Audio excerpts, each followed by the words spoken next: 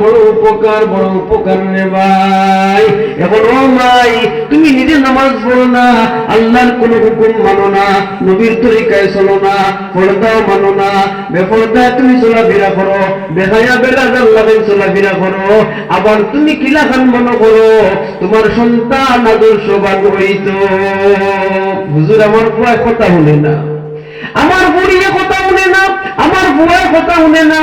ও মা, ও বাবা, তুমি তাই আগে নিজে আদর্শবান বলো, এর বাদে তোমার সন্তান তোমার কাছ থেকে আদব শিখব, আদব এদের যে আদব বুঝিব, এলাইলে বেয়াদব হয়ে যাব। এর লাগিয়া ও মা অকল তুমি তাই বড় দামি, তোমার তানোর গর্ব তাকিয়া, তোমার তানোর মতো নারীর গর্ব তাকিয়া আল্লাহ রব্বুল আলামিনে নবী অকল পয়দা করছেন।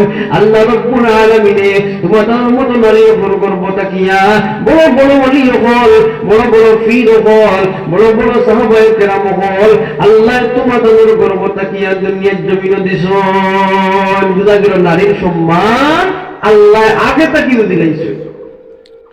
এখন আমি যদি আমার সম্মানটা কুয়াইলাই, আমি যদি দিলাম মনে হয় ওলা গান চলি রে ভাই, তাইলে আমি বিপদগ্রস্ত হয়ে দিব।